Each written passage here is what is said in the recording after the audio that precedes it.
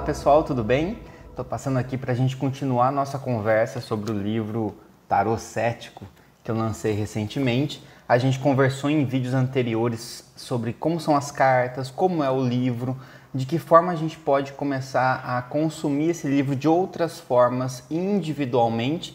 E hoje eu vou trazer para vocês 3 maneiras de utilização em grupo, que eu acho que é uma forma bastante interessante da gente trabalhar com esse livro. A primeira dessas formas eu chamo de modo educativo, porque é uma forma voltada para quem é professor, quem é instrutor, tutor, trabalha com alunos, e é uma forma bastante interessante da gente poder trabalhar esses conceitos de falácias e vieses juntos com outras pessoas que estão aprendendo sobre isso, né?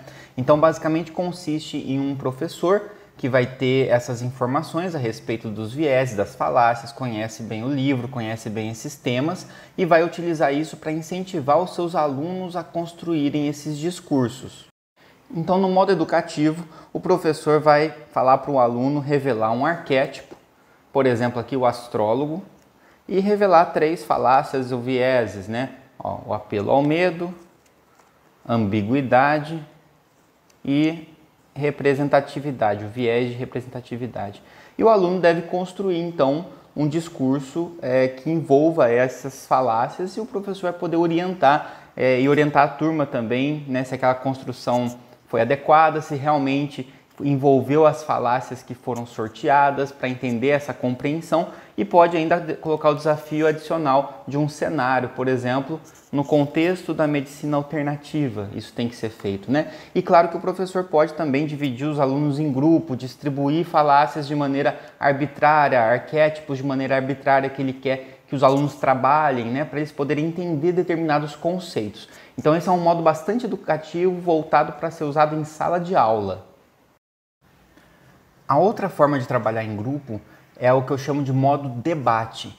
E aí nesse modo você tem pelo menos 3 participantes, né? Um debatedor de um lado, um outro debatedor de outro lado, que vão se confrontar sobre um determinado tema e vão ter que se adaptar ou adaptar o seu discurso de convencimento de acordo com as falácias que vão aparecendo. E aí tem um terceiro jogador que funciona como moderador do debate. Ele é que vai trabalhar essa moderação e vai atribuir pontos para quem venceu cada etapa do debate, de modo a ter depois um vencedor. Então esse é um modo que envolve pontuação. E se tiver num grupo maior, nós podemos ter então a audiência, a plateia do debate. E aí quem atribui a pontuação é a plateia e não o moderador. Então no modo debate a gente tem 2 participantes, 2 debatedores e temos um moderador. Os participantes, cada um vai revelar o seu arquétipo. Esse é um participante é o cientista desiludido, o outro participante vai ser o cético militante. E aí eles vão ter que debater sobre um determinado tema que vai ser revelado no cenário. Eles vão ter que debater sobre a indústria farmacêutica. E aí, em cada rodada, eles vão sortear uma falácia ou viés. Por exemplo, o cientista desiludido sorteou a evidência anedótica, enquanto o cético militante sorteou o escocês de verdade, né? E aí eles vão ter que trabalhar argumentos se contrapondo no debate a respeito da indústria farmacêutica, e o melhor argumento naquela rodada leva um ponto que vai ser definido pelo moderador ou pela plateia, se tiver uma plateia.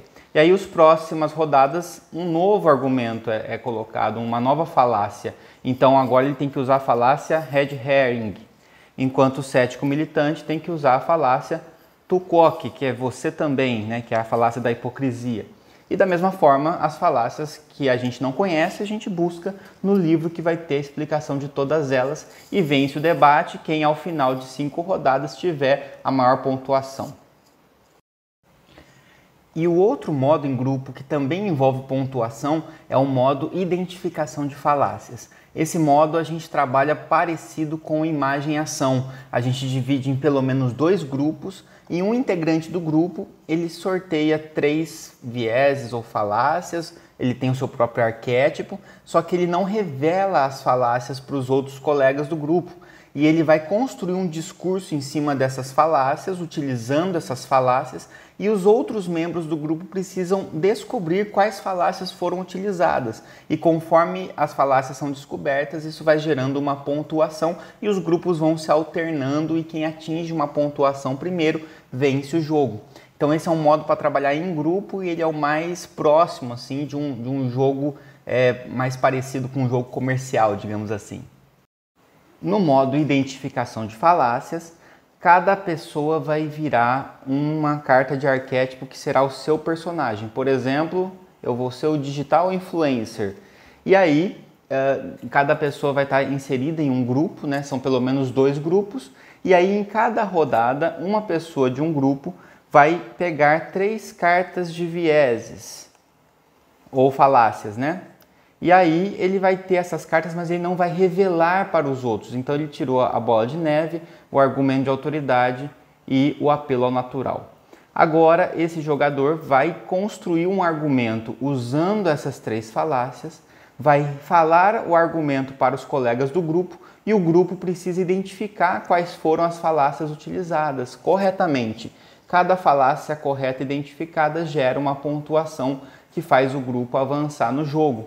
Então esse é um modo que funciona de maneira parecida com o imagem-ação, só que a gente não usa mímicas, a gente usa discursos falaciosos e o objetivo não é identificar aquilo que a mímica representa, mas o objetivo é identificar quais falácias foram utilizadas nesse argumento falacioso. Claro que também tem um sistema utilizando a questão do tempo, né? A gente usa cronômetro para deixar o jogo mais dinâmico e também aqui a gente pode adicionar, isso fica a critério, né? Eu peguei um dado aqui, por exemplo, de 6 lados, que pode ter um fator de sorte aí para multiplicar a pontuação, mas também para trazer um fator de azar também, de aposta. Então dá para deixar o jogo um pouco mais dinâmico. Então esses foram mais 3 outros modos, a gente já falou do modo de leitura e o modo de escrita criativa no outro vídeo, agora falamos de mais 3 modos e no próximo vídeo sobre tarot cético eu trago o último modo, que é o modo tarólogo cético.